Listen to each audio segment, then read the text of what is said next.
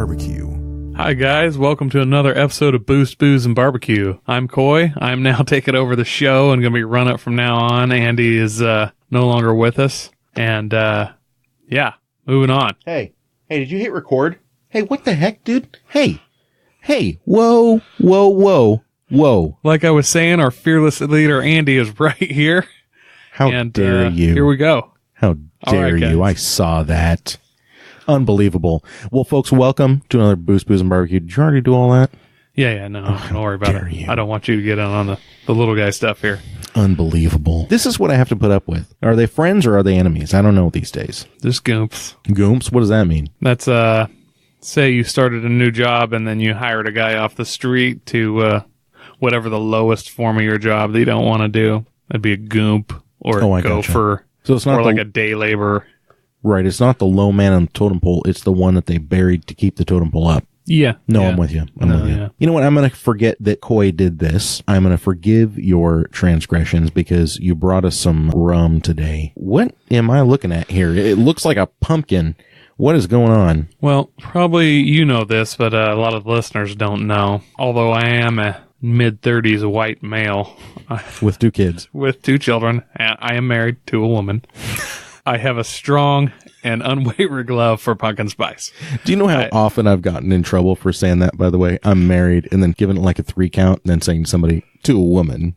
Well, you know, nowadays, in this particular context, I feel like I should do that. Just, you know, I have a beard that I had since I was 14. I'm just trying to say I'm a man that loves pumpkin spice. So I'm open about it. Yeah. I take a lot of, you know, I've been told that I'm basic, some things like that before. I've taken a lot of trash talk over this, but I've made some tights and Uggs comments to you before. Yeah, you have. I'm definitely open about the fact, but I love pumpkin spice.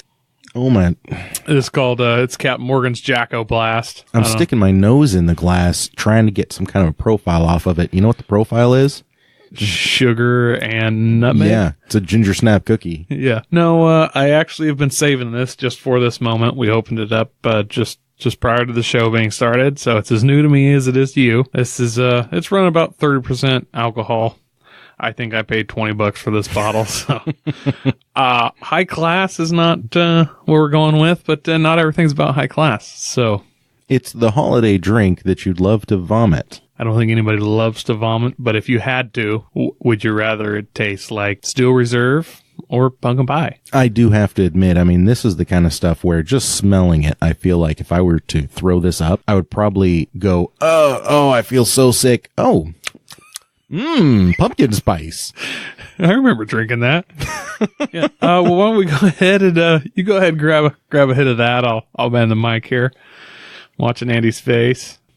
Oh my Lord. Yeah, he's closing his eyes and leaning back. I don't know. I wouldn't say it's closing his eyes in ecstasy, but it wasn't pure hate either. Wow. Well, it's definitely pumpkin spice. I'm not so sure about the rum part, but there's definitely some pumpkin spice there. So on the nose, I'm getting a lot of pumpkin spice Jolly Rancher. Yeah, I can see that. And on the palate, I'm getting a lot of pumpkin spice Jolly Rancher. So yeah, I'm gonna go ahead and grab some of this now. The Jones Soda, I know they come out with a lot of weird holiday flavors, and I'm feeling like Jones Soda has a pumpkin spice soda out there. I'm pretty sure that's what it would taste like, just carbonated and non-alcoholic. First of all, if Jones Soda did have a pumpkin spice soda, I'm insulted that you would think I would not know about it. That's true. It's a good point. I just had a hit of this. It's taken me back to my grandma's house. I was about 4 years old. Wearing your Uggs and tights. She used to get drunk and beat. No. It tastes like a $20 rum, but worse, but then also really good. I think the best way to explain this, if you were eating steak and then somebody shoved a bacon-wrapped hot dog in your mouth, you would be like, wow, this is the worst steak I've ever had, but this is actually pretty good. So it's in that weird zone where, don't get me, this is bad rum, but I'm going to drink all of it. I'm going to go ahead and finish my glass here. Fortunately, Coy didn't pour me too much. And also, I think this is going to go real good in some coffee. Yes. No, I'll grant you that.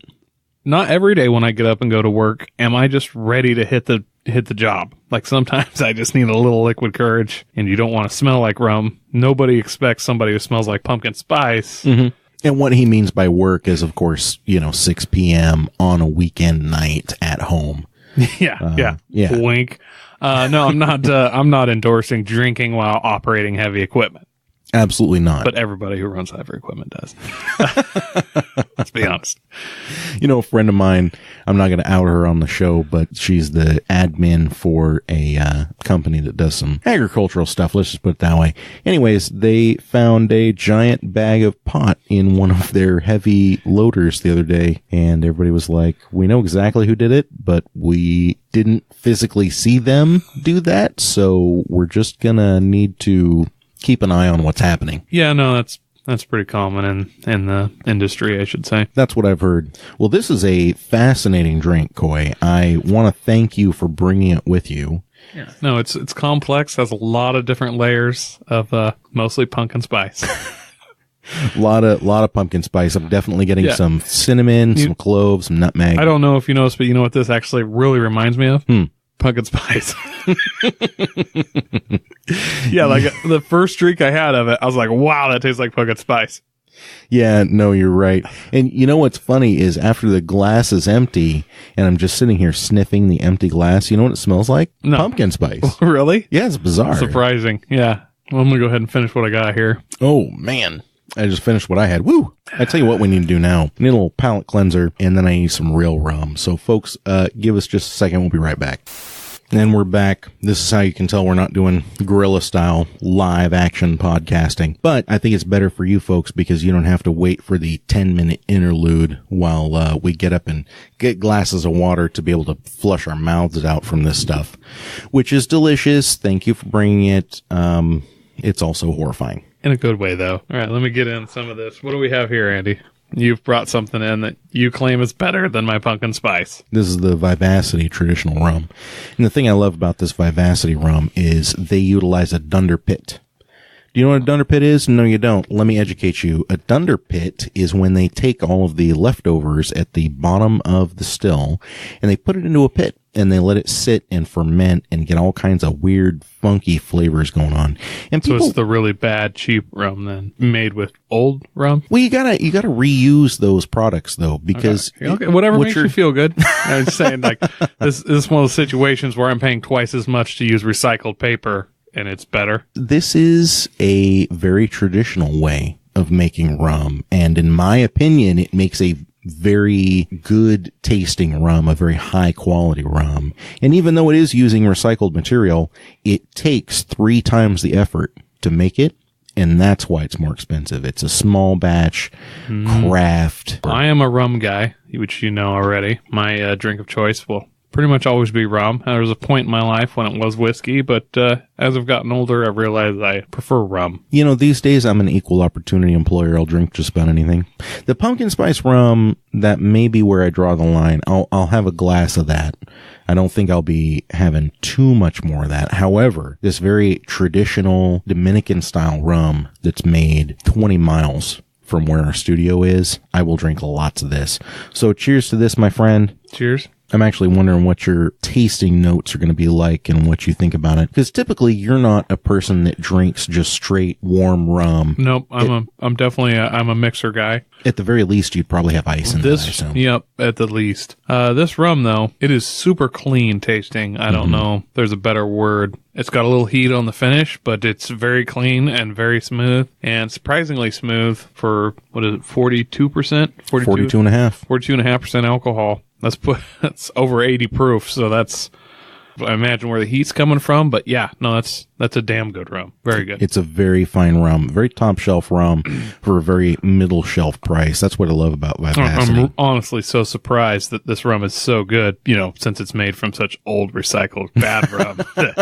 I was surprised it came out so well, but I mean, anything happens, I guess. Everybody gets lucky. It's a testimony to Chris and Caitlin, the folks over at Vivacity that are making it. They're super good people. I love the process that they're doing. I like that they're using corn as their distillate. It lends this sweetness without adding any sugar, and I like that a lot. I would honestly feel bad pouring it into a Coke. I still would. But I mean, I would feel bad. Well, so I know what your birthday present's going to be. It's going to be a bottle of Vivacity rum and then one of those miniature 8-ounce cans of Coke. That way I know you're not diluting it too much. Well, that's really about all you'd need for something like this. I mean, I try not to spend too much, to be honest. And a lot of times you got to hit it pretty heavy.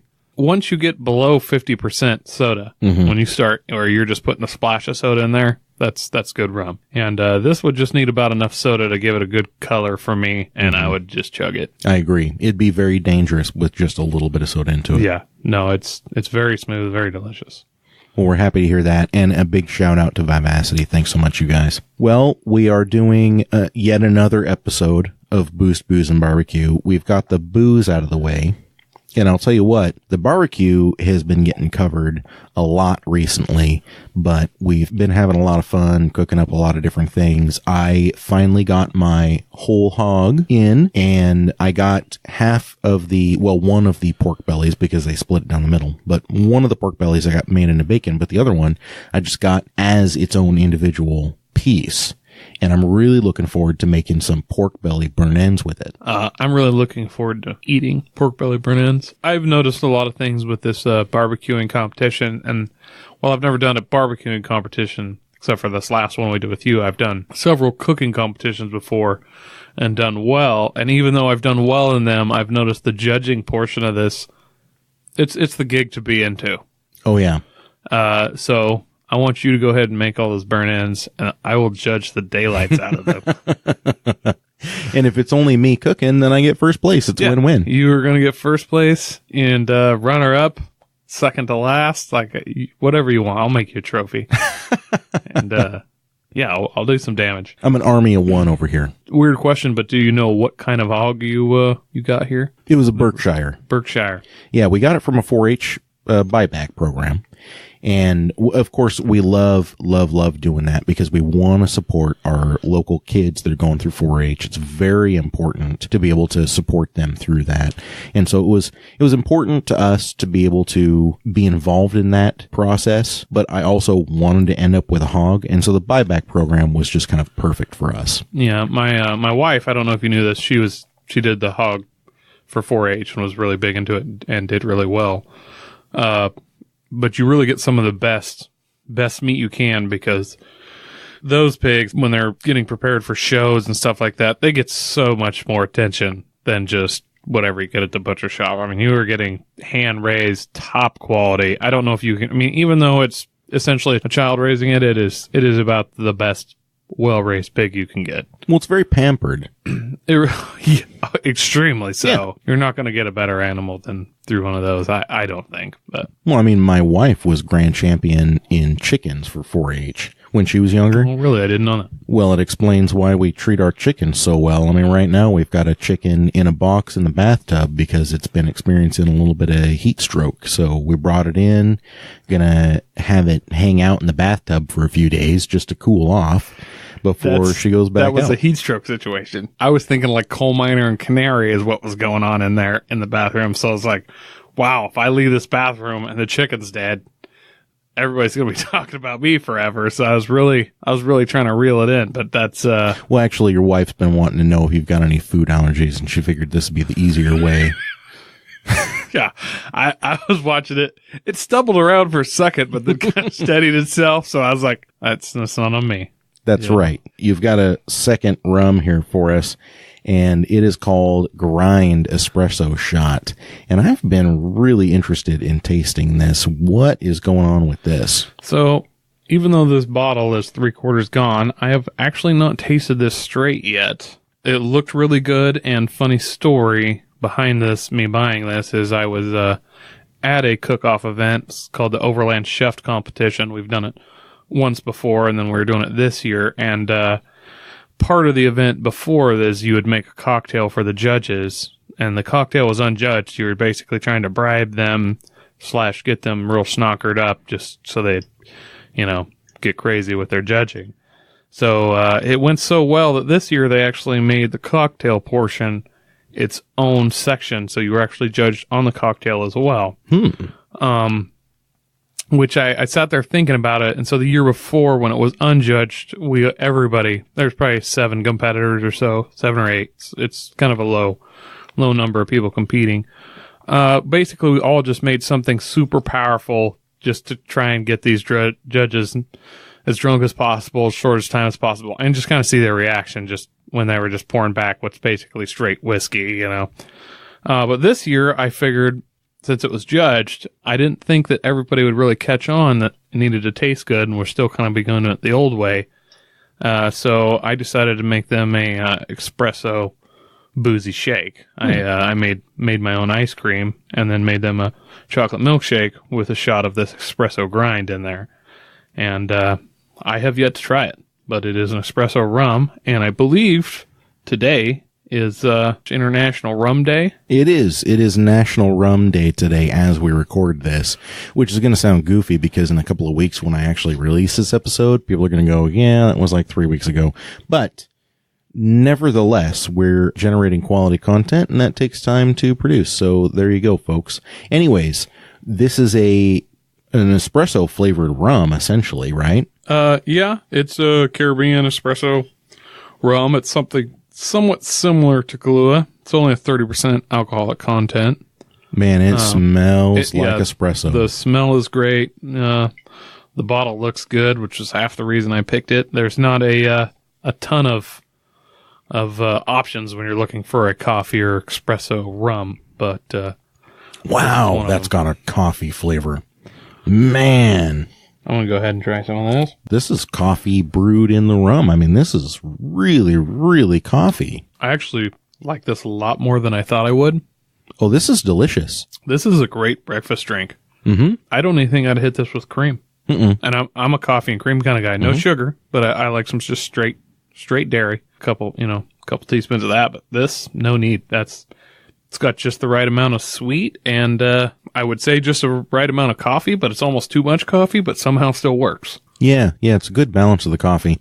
You can tell that it's definitely an espresso roast that they were using in that, but that tastes really, really good. I'm kind of shocked. I'm actually going to pour a little bit more in my glass because I'm highly enjoying this. Well, there you go. And we've talked about this in a previous episode, but when you're in Oregon, anything that's made with coffee or is coffee flavored is coffee. When you just boil it down to its essence, it is coffee. Therefore, it is a breakfast drink. So if you have a coffee flavored beer or a coffee flavored rum, this is free range to drink it in the morning. If you can put this in a coffee mug. Well, guess what? Tip it up, glug, glug, glug. It's in your coffee mug. Yeah. Boom, done. Yeah, I headed out to work the other day with just a little vodka and a bunch of whiskey. He means work on his own property. Obviously. At 5 p.m., obviously, yeah. Almost didn't hit any public roads. Exactly. Almost none. None were highways or freeways. They were all surface street level. Absolutely not. No highways, no byways. It was all private Mexico property. Yeah. I have a firm rule. If I'm drinking, there's no double lanes. Exactly. Yeah, exactly. Which is the only responsible, safe thing to do, in my opinion. Now, I have been drinking on my riding lawnmower before, and it makes me feel a little bit naughty because that's not exactly heavy equipment, but at the same time, it's a little bit, it's on the cusp, I feel like. On the cusp of heavy equipment? Well, it's equipment. We're not going to call it heavy equipment. Yeah, it's equipment. Technically, I suppose. I mean, you can still get a DUI on a riding lawnmower, just in case somebody doesn't know. At least in this part of the country. Yeah. You can even get a DUI on a horse, which I feel like isn't fair because unless the horse is drunk. Like if the horse is drunk, then I feel like obviously a DUI. But if the horse isn't drunk, you just fall on your horse and it takes you home, I thought. But well, I mean, this is Oregon, so we can just assume that the horse would also have to be under the influence. It'd be methamphetamine or something like that. Yeah, no, every good horse out here seems like just does a little bit of heroin at least. Yeah, just a touch. Just a skosh. All right, well, I got one for you. You've shared an espresso-flavored rum with me. I've got an espresso-flavored vodka here for you. It's from Crater Lake Distilling. What do you think? I'm looking at the bottle right now. I notice it has a batch number with a handwritten number on here. So I'm assuming this is some pretty handcrafted stuff here. Oh, yeah. It's very high quality. That's the way Oregon rolls, Everything from Oregon that's like this, it's all very small batch. Yeah, Oregon handcrafts a lot of stuff. I wish they'd handcraft like a few more good race cars and some of the more metal-based things, but we sure do love our handcrafted coffees and alcohols over here. I mean, I love them too, but I wish we'd handcraft a little bit more. I would love it if they would handcraft me some lower taxes, but I'm just being real. They might as well handcraft you a unicorn. Like, let's be honest here. So what do you think? I haven't taken a hit of this yet, but distilled from corn, naturally gluten-free, 25%, hazelnut espresso. When I go to buy creamer, I do tend to hit the hazelnut if I can. And this is one of the best. I'm taking a small of it, and it is strong hazelnut. You put some of this in your coffee, you will not be disappointed. It is amazing. Oh boy. That is a strong hazelnut flavor. There's a lot of hazelnut there. There's a lot of hazelnut in there. It's good, but it may not be hazelnut flavored coffee. It may be coffee flavored hazelnuts. It's good. Usually when things say hazelnut flavored, it is a hint of hazelnut. They have literally squeezed as much hazelnut as they could out of this. It's not just hazelnut. It's like hazelnut. Yeah, it is capitalized hazelnut. All caps. Hazelnut. All caps. I like it, though. It's very good. I love the folks over at Crater Lake Distilling. The stuff that they make is it's very good. It's very small batch. They've got a huge lineup of different stuff. This is, I'll be honest, one of my favorites, but it is not the only good thing that they make. They have got some absolutely fantastic whiskeys, some rums. There's a ginger vodka that they do. There's actually a pepper vodka that they do that's very, very good. You know, to be honest, I would have never guessed this was a vodka. Oh, really? Yeah. Just drinking it, you don't really taste any alcohol in it. There's no heat. Which, I mean, it is only 25% or 50 proof, however you want to go with that. But it's a really strong coffee flavor and really no alcohol flavor, which is a little surprising, but in a good way. I'm with you. It's a very strong coffee flavor. There's not a whole lot of alcohol there. But I have to be honest, that's what makes this a great mixer. If you put a shot of this into your coffee on a weekend morning when you're firing up a barbecue and you're getting ready to do a long smoke on something, this is a great way to just kind of ease into the weekend. Yeah. Yeah, no, I mean, if you did this 4 or 5 cups of coffee in, I'd be thinking I was going into a diabetic coma or something. Honestly, I would never know there was alcohol in my coffee if you just threw a shot and a half in a mug. I mean, there is zero alcohol flavor, and I can't get over it smells so good. Like, I want to just leave the bottle open, set it on my headboard, just let it evaporate. I'm 100% with you. I would feel bad, but my nose would feel good about it. I think I need to age some cigars in this. I think this needs to be my humidifying agent for some cigars, because the cigars will pick up the flavor of whatever kind of liquid you use as a humidifying agent. And I've really been thinking I need to just set a little cup of this in one of my acrylic humidors and let the cigarellos come back up to a proper humidity in this liquid. That's what I'm feeling like. That would be really interesting. Really interesting. I really want to hear more about these competitions that you've done, the cooking competitions that you've done at these Overland events. Well, because you're a 2-time winner now, are you not? I am a back-to-back champ. Like World Wars. Yeah. America, baby. America. So last year was the first year that I did it. It's a Northwest Overland Rally. That's basically, for people who aren't familiar with what overlanding in quotations is, it's car camping. But it's a big event that they do, and there's a lot of vendors there, everywhere from Vision X lighting to Warren Winch to bicycles. I mean, everything kind of outdoors camping related that you can think of. They have vendors there. One of the vendors is Metal Tech. They are, I believe, only a Toyota aftermarket company. They do a lot of bumpers and stuff, and they full suspensions. I actually purchased all the suspensions for my vehicle through them. I have a 2010 FJ Cruiser Trail Team. And a pretty legit FJ Cruiser, by the way. It's not the Barbie Jeep FJ Cruiser. No, it's well modified. You know, it's trail team, so it doesn't have the white roof. It's all tan. 2010, they did in the trail team edition. Every year they made a FJ. They did a trail team edition. I believe 2007 they called it TRD Pro or TRD edition or something. But and I don't mean to get you off on a tangent, but what is the story on? I know a lot of people there for a while were talking about, oh, we need to get rid of or we need to eliminate this traction control system that Toyota has for these. But at a certain point, I think people realized that the traction control system that Toyota has for the FJ Cruiser is actually quite good. Am I wrong? Oh, yeah, no, it's... So, yeah, a lot of people, especially in the four-wheel drive community, or really honestly the car community in general, traction control it's a bad word. We don't like it, whether it's your 300 horsepower tuner, JDM vehicle that you've built, four-wheel drive, or a Mustang. We don't like traction control. But Toyota built their own traction control system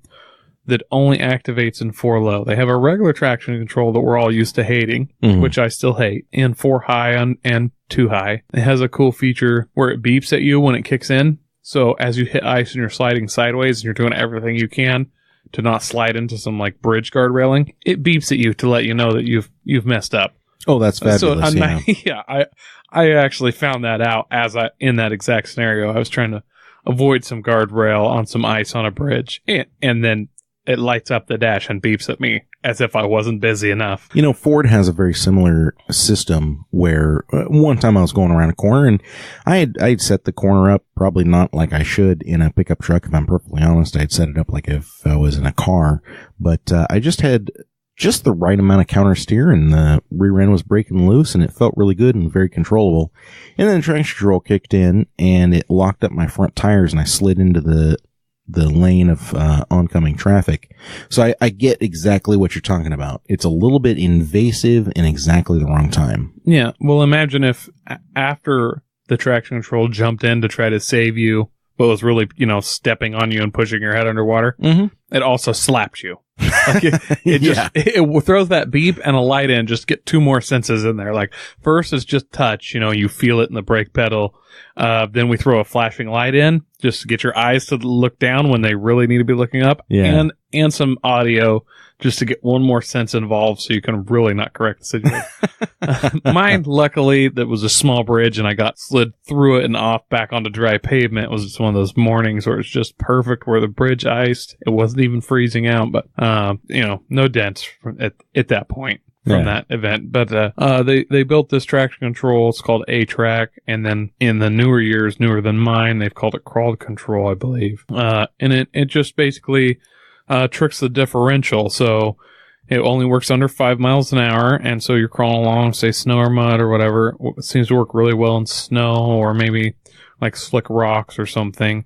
It senses wheel slip. Your differential will give more traction to the wheel that has the least traction. So it'll just take the brake and grab that free spinning wheel and just grab it enough to get the tire that has the most traction to go ahead and grab. And, a lot of people didn't like it originally, but it works. Yeah, it's almost like a limited slip. It's somewhere in there. It's not a locker. It's not a limited slip, but it works. Anytime where you need speed, say you're doing kind of a hill climb situation, and if it does kick on, well, then it hurts you, but it's got a button. You can turn it off. So it's a great feature that it got a lot of hate at first, but I love technology. It works. I got nothing bad to say about it. I use it all the time when I'm off-roading. So I actually just leave it on. I turn it off when I need to. I just leave it on the rest of the time. That's interesting because there are a lot of people that have done the solid axle swaps in the front of the FJ Cruisers and things, trying to get more off-road capability out of them. But it sounds like Toyota really thought ahead. And they were able to incorporate a system that works really well with the independent front suspension. No, it really does. And honestly, the solid axle swap guides, it's more to just get bigger tires under there. Because with the independent front, the biggest, really 37s is the biggest you're going to fit, which is a big tire, but you're really pushing it on 37s. You start solid axle swapping in it and sky's the limit. So is that on a 16 or 17 inch wheel? I run 16s, but a lot of guys run 17s. I would run 15s if I could fit them over the brakes, honestly. For me, if you're just looking for maximum off-road performance, the smaller the wheel, the better. Well, I'm the same way with my truck. I have the FX4 package on my pickup, my Ford F-150. And with a leveling kit, you're supposedly able to run a 37-inch tire. I find that hard to believe, but anything's possible if you get the thing high enough off the ground. 37, and no doubt about it, is a lot of tire. And honestly, for a street-driven vehicle, I run 35s, and I don't know that I'll ever go higher. Just because, honestly, 95% of my driving is on pavement. And while I would love to have 44s when I'm up on the snow, I'm going to put thousands of miles on the pavement later.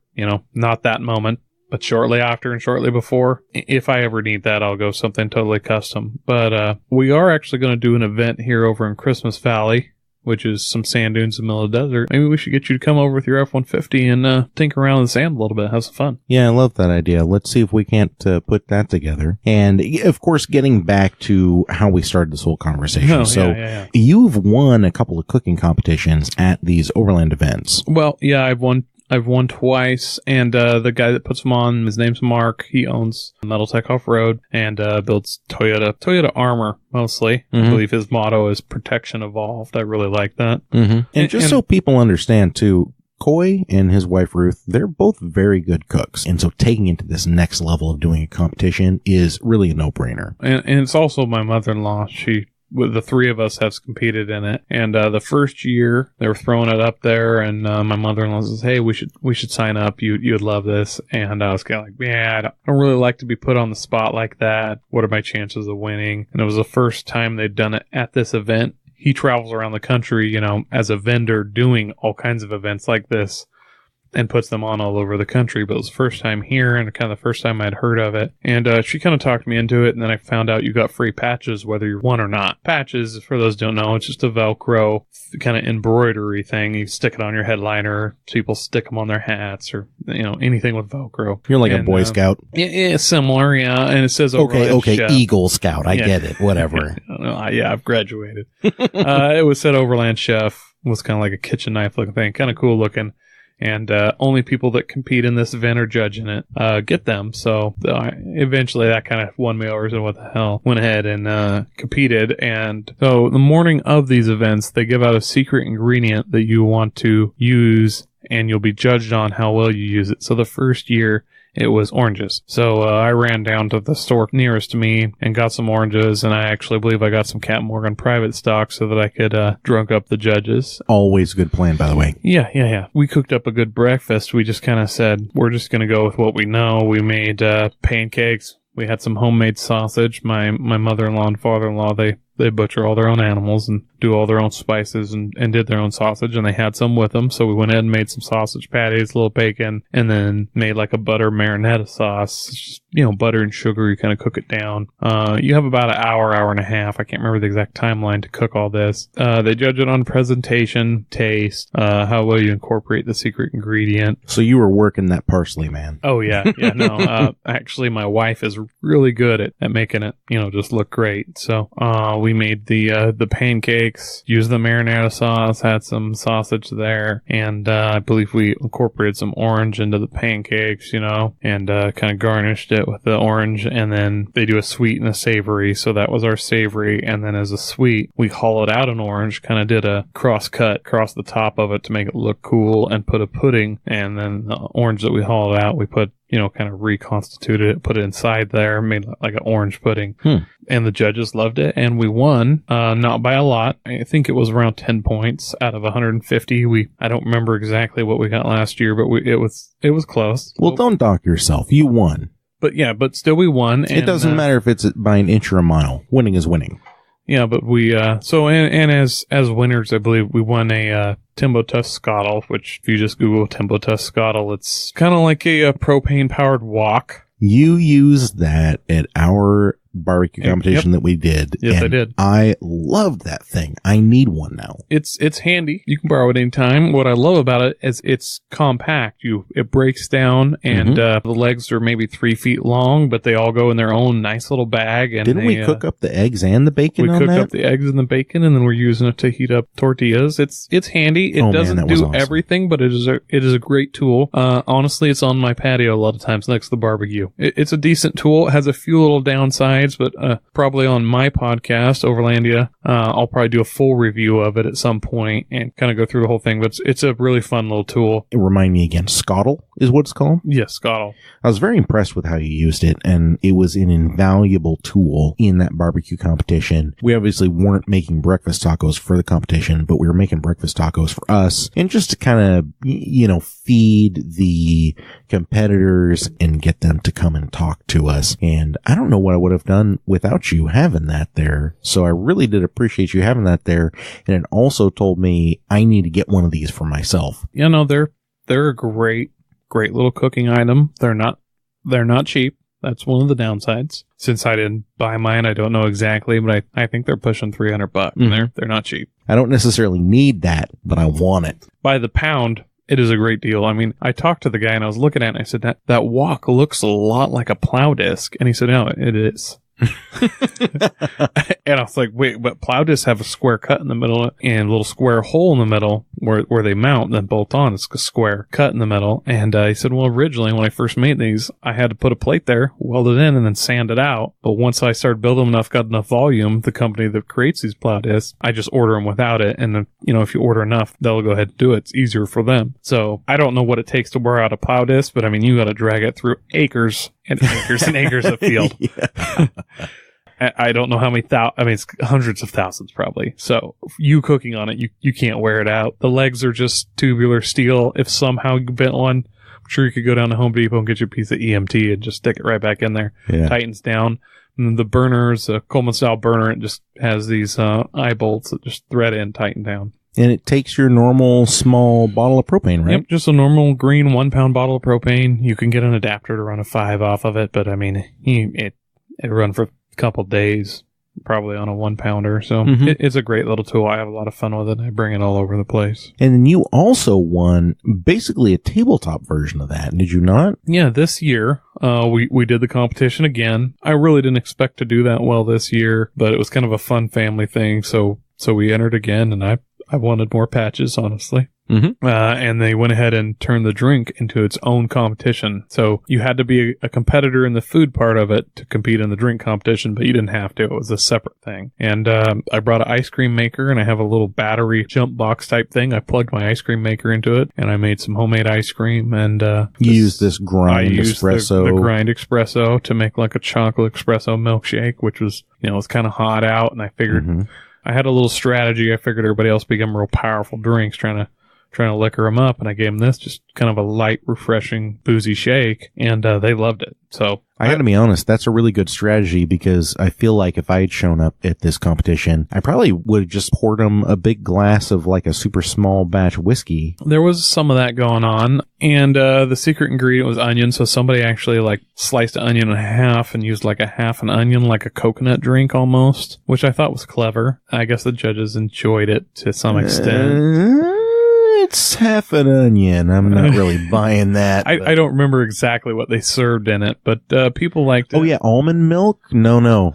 Soy milk? Not at all. Onion milk. Yeah, that's what we're talking about. Yeah, my favorite, which I kind of thought they should have won the drink. I knew my drink was probably the best tasting, but this was so clever, and I enjoyed it so much that I felt like they at least deserve some kind of shout out. I don't remember their team's name, but it was Land Rover based. Okay. It was Team Defenders or something along those lines. And so everything they did, they had like a Land Rover spin on it. Well, that should have told you there would be pure fail. But go ahead. Well, they set all the cups down in front of him, and then a guy walks up and says, so in the spirit of Land Rover, you better drink this fast because it leaks. Pulled out a nail and stabbed a hole in the side of the cup, set it down, grabbed the next cup, stabbed a hole in the side of it. And so these judges are just scrambling, trying to pound these drinks because they're just leaking all over the table. Good.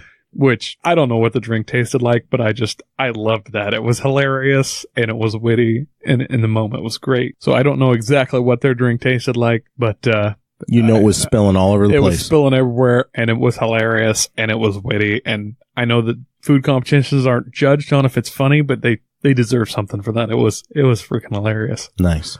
But we ended up, the secret ingredient was onions. I made a slider, which, since Metaltech makes protection equipment, skid plates and bumpers and stuff, they also make products called sliders. You think of it like a tube step. It's slide your vehicle away from and off of rocks and things. So I called them the Metaltech Towering Sliders. Nice. It was kind of a double patty shish kebab. I did a bacon wrapped jalapeno stuff filled with cream cheese, stuck that on the top, stuck an onion ring on the top that we made right then. And then for our sweet, we just did a big scoop of the homemade ice cream we made, and then we did a candied onion ring. Oh, yeah. Which, that's the thing that sucks about these events. I just shot in the dark. I made an onion ring while it was hot. I rolled it in brown sugar and chocolate and crushed almonds. Or maybe it was crushed pecans. I can't remember now. I told it was amazing and similar to like a Snickers or Milky Way. I never tried one because I was busy. I was in the competition. It was a shot in the dark. I'm told they're amazing. I need to just go back and remake these and see how they are. But they loved them. So I put that on a plate, big scoop of ice cream, some chocolate sauce kind of drizzled across it. Well, we were exactly the same way. Our ribs, I don't even remember what the ribs tasted like, but the chicken, in the moment, we kind of decided that we were going to take the skin off of the chicken because we shredded it all to hand out for the barbecue competition. You remember that? Yeah, we actually cooked that on the Timbo Test-Scottle.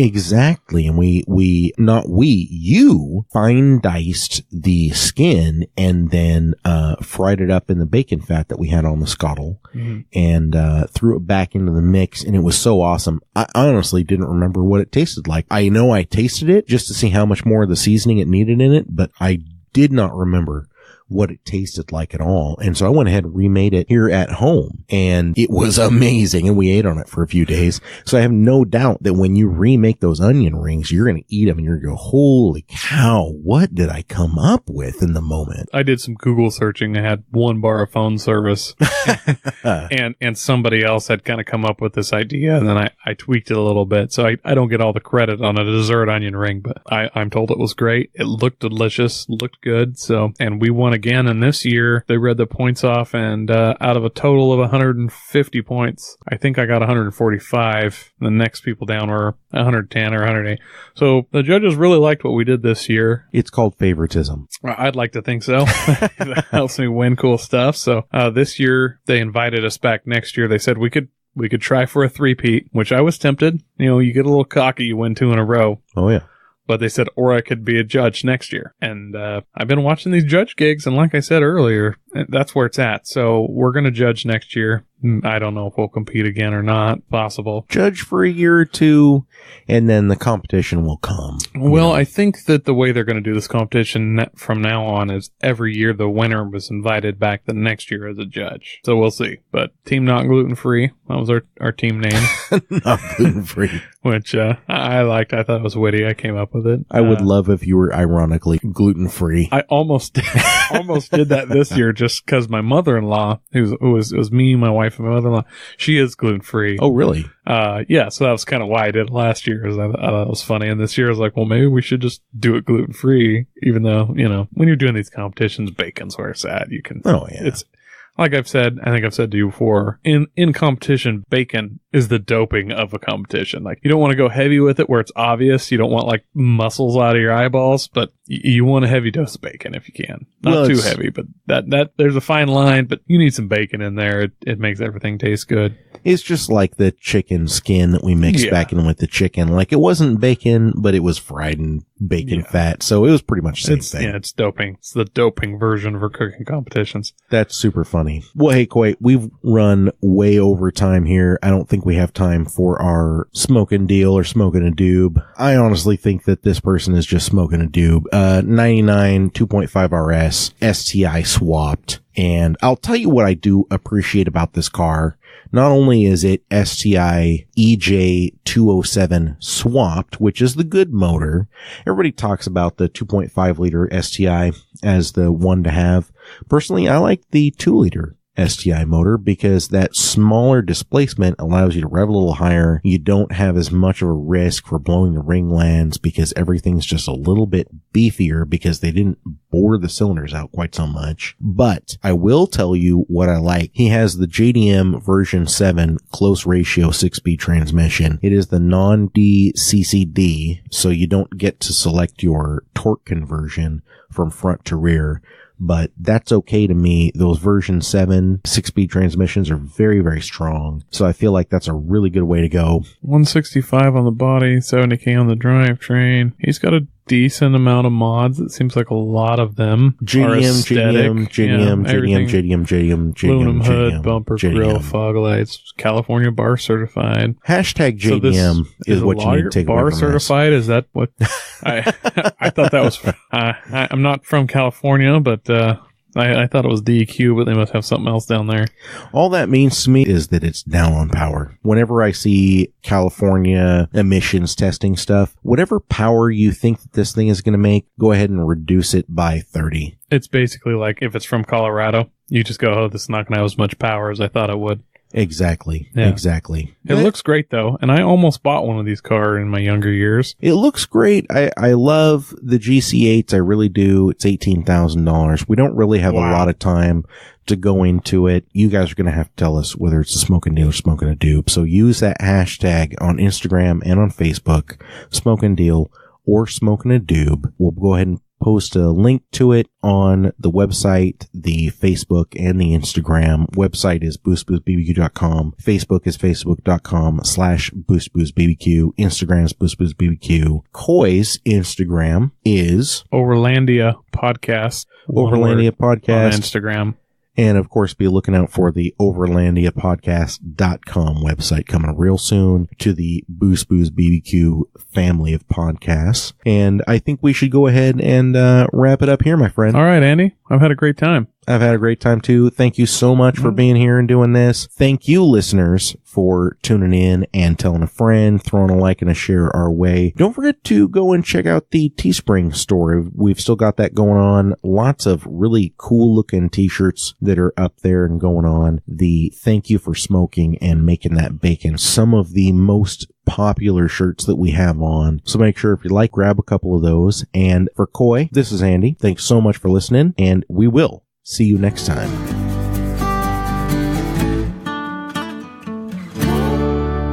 Boost, Booze and Barbecue.